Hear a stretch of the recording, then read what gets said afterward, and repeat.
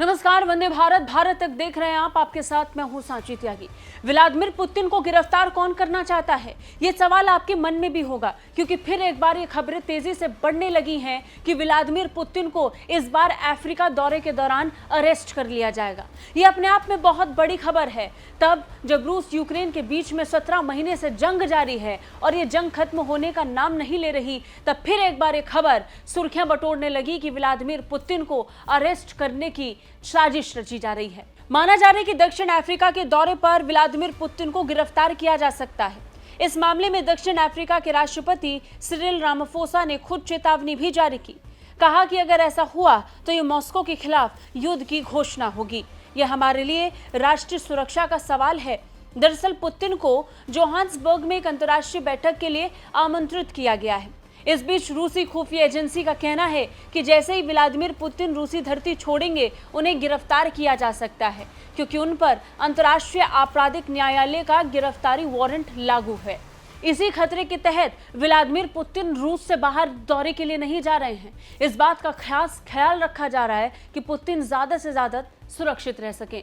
अंतर्राष्ट्रीय कानून लागू होने के साथ ही रूस पर गिरफ्तारी का खतरा मंडरा रहा है। अब इन सब के बीच में अफ्रीका के दौरे को लेकर ये खबरें सामने आ रही हैं कि व्लादिमीर पुतिन को गिरफ्तार किया जा सकता है, जिस पर अफ्रीका चिंता में है, क्योंकि अफ्रीका इसे ये समझ रहा है कि अगर गिरफ्तारी हुई तो इसे अफ्रीका का रूस के खिलाफ युद्ध छेड़ने जैसा होगा। बता दें, व्लादिमीर पुतिन को अगस्त में ब्रिक्स शिखर सम्मेलन के लिए दक्षिण अफ्रीका में आमंत्रित किया गया है।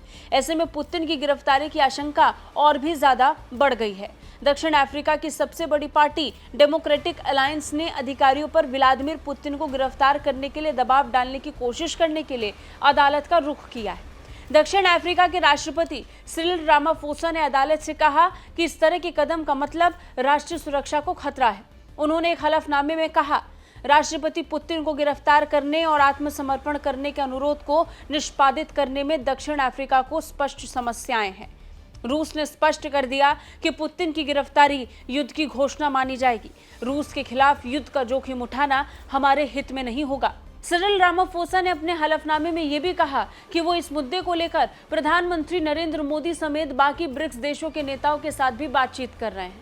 बता दें कि पिछले महीने दक्षिण अफ्रीकी राष्ट्रपति ने कई अफ्रीकी नेताओं के साथ कीव में यूक्रेनी राष्ट्रपति वोलोदिमीर ज़ेलेंस्की और व्लादिमीर पुतिन से मुलाकात की थी, ताकि यूक्रेन पर रूस के आक्रमण को समाप्त करने के रास्ते पर बातचीत हो सके। उधर अफ्रीका में ब्रिक्स सम्मेलन को लेकर आयोजन होना है और व्लादिमीर पुतिन का इसे लेकर संभावित दौरा तय माना जा रहा है।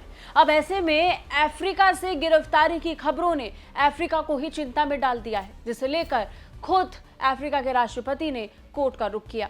कैसी लगी एक रिपोर्ट, कमेंट करके जरूर बताइए। बाकी रक्षा और विदेश मामलों से अपडेट रहने के लिए देखते रहिए भारत तक। जय हिंद।